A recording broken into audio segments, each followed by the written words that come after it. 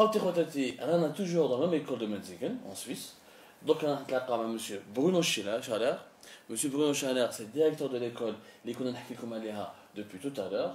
Et maintenant, il va nous expliquer lui-même les particularités et la force du système éducatif suisse. Je te fais un bon compte davantage que nous. M. Bruno, merci beaucoup de nous avoir accueillis. De rien. Nous sommes très contents d'avoir découvert votre école. Notre première interrogation qui nous vient à l'esprit, et naturellement, on a vu que votre système éducatif est très différent des systèmes éducatifs français ou européens, classiques que nous connaissons, nous en Algérie, que nous les Maghrébins en général nous connaissons. Alors, question simple, quelles sont les principales différences du système éducatif de l'école suisse par rapport aux autres écoles européennes? Je dirais que d'abord, la responsabilité est partagée entre les cantons et la commune, donc tout ce qui concerne les domaines financiers. Donc on a une spécialité que toutes les questions financières sont partagées entre les communes et les cantons. C'est une différence, donc c'est aussi la responsabilité qui est partagée, non seulement les finances. Et surtout, notre système est destiné à faire entrer les jeunes à un apprentissage.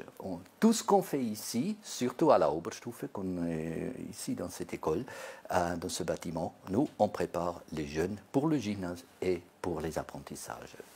Et c'est un système dual, on l'appelle en Suisse, parce qu'après l'école populaire obligatoire, comme on en est ici, on est presque obligé de continuer encore une fois une formation subsidiaire. Donc, quand vous dites gymnase, etc., c'est ce qu'on appelle une école professionnelle, des formations professionnelles. Exact. C'est-à-dire, ce n'est pas des diplômes, on part à la fac, on fait de la théorie. On intègre un centre de formation pour apprendre des métiers manuels, c'est ça? Exactement. Et un apprentissage est toujours aussi partagé dans une semaine, par exemple. On est 2 jours encore dans une école et 3 jours, on travaille dans une usine, dans une entreprise. Et ça dure normalement 3 ans ou 4 ans. Mon garçon, par exemple, il fait maintenant un apprentissage commercial dans ce système. Alors, on continue l'éducation aussi après l'école populaire. Ça commence à quel âge exactement, cette formation? Oui, on entre à 17 ans et on termine à 20 ans.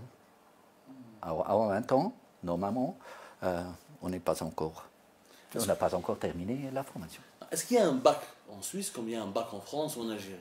C'est quoi le baccalauréat suisse? Oui, on l'appelle la maturité. Pour l'expliquer un tout petit peu ce qu'on fait ici, dans cette école, on a les 3 niveaux. Donc, le réal, c'est le niveau le plus bas. Puis on a l'école secondaire, et puis on a le Bezirksschule. Le Bezirksschule, c'est la préparation pour le gymnase. Ensuite, après la Bezirksschule, quand on a terminé avec une note de 4,7, on peut continuer dans un gymnase. Il faut encore continuer à 3 ans pour arriver à un baccalauréat, comme vous le dites. Chez nous, c'est la maturité. Ça, c'est la permission de continuer ensuite à l'université. Donc c'est vraiment un système qui est très strict, très exigeant, etc. Oui. Est-ce que c'est sa principale force, cette exigence? Oui, là, il y a des grandes doutes. Il y a les uns qui disent qu'il faut être plus légère, il faut l'ouvrir aux autres. Vous dites c'est plus strict, oui, ça a comme conséquence qu'il y a peut-être 10 à 15% d'étudiants qui font ces études dans le gymnase et les autres font cet apprentissage comme je viens de l'expliquer. Et est-ce que le taux d'échec scolaire il est bas en Suisse? Il est de combien? Pour vous donner, oui, 15% ce sont des étudiants qui continuent dans les gymnases.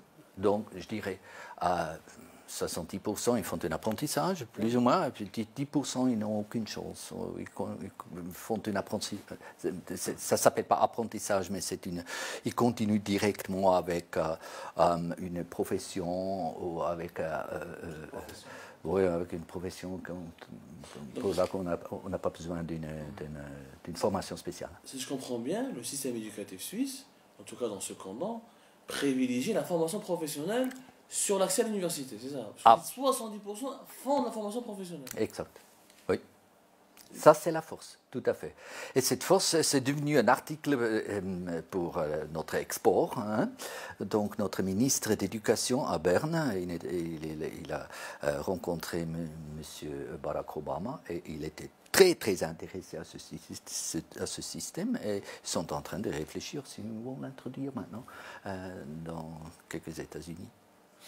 Et c'est en Suisse, on forme un enfant pour qu'il ait un travail au bout d'un certain temps, pour qu'il ait une profession. Absolument. Pas pour qu'il intègre l'université, qu'il ait un diplôme. Non, ça n'est pas la priorité. Par contre, nous avons remarqué que votre école est très bien équipée. Et j'imagine ça demande des ressources financières importantes. Une école comme celle-là, ça coûte combien pour l'entretenir et comment on arrive à trouver l'argent nécessaire dans une période de crise économique que traverse le monde? L'année passée, c'était 9 millions. De francs suisses. De francs suisses. L'équivalent de 8 millions d'euros.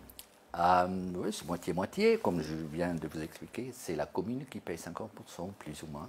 Et le reste, ce sont les cantons qui payent. Donc c'est le canton d'Argovie, dans ce moment-là. Et là, il faut dire que c'est un chiffre normal, que normalement 50% des impôts dans chaque commune, non seulement à Metzikren, normalement, est dépensé pour l'éducation. 50% des impôts sont consacrés à l'éducation. Oui. Beaucoup. Oui. C'est presque dans chaque commune le même tarif.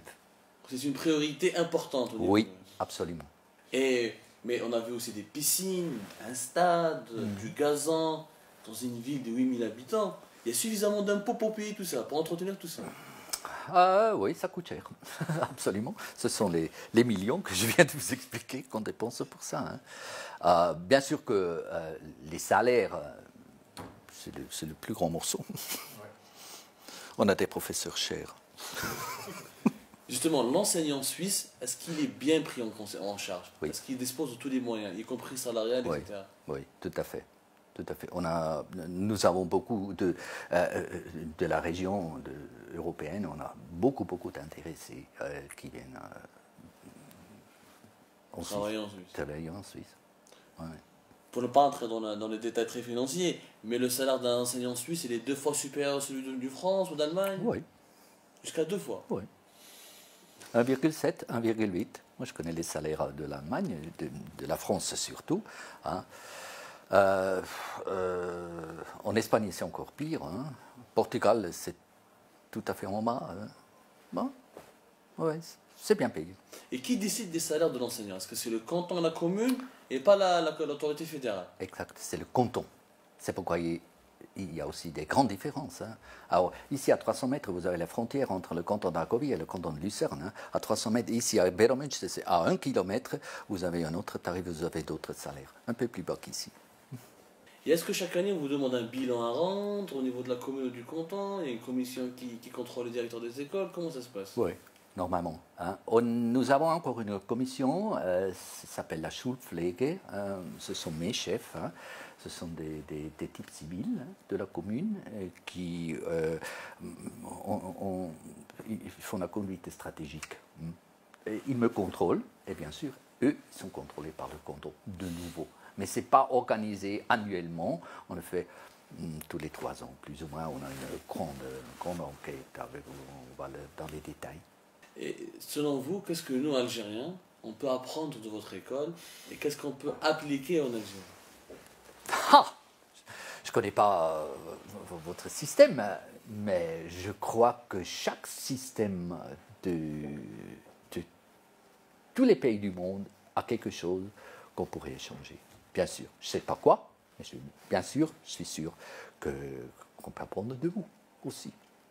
Si on vous dit que le système éducatif algérien souffre en ce moment, il a besoin d'être réformé, d'être modernisé. Et si la ministre de l'Éducation algérienne vient vous voir, vous, monsieur Bruno Chaleur, elle vous demande conseil. Quels sont les premiers conseils que vous lui donnerez pour moderniser une école? Je dirais qu'il est très important d'avoir au moins 9 ou 10 ans d'école obligatoire. Ce n'est pas encore ça, rien à faire avec la qualité encore. Ensuite, il faut investir à la formation des professeurs.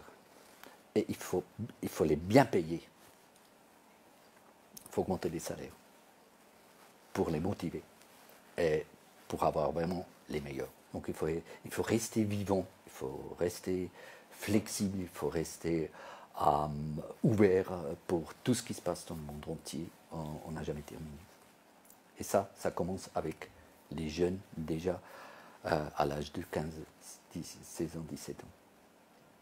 Merci beaucoup, M. Bruno, de nous avoir accueillis. Merci beaucoup de nous avoir accordé votre temps. Et on espère vous rencontrer. C'est notre plaisir. Bientôt, pourquoi pas en Algérie. Pourquoi pas. Vous êtes le bienvenu. Merci beaucoup. Merci à vous. À vous.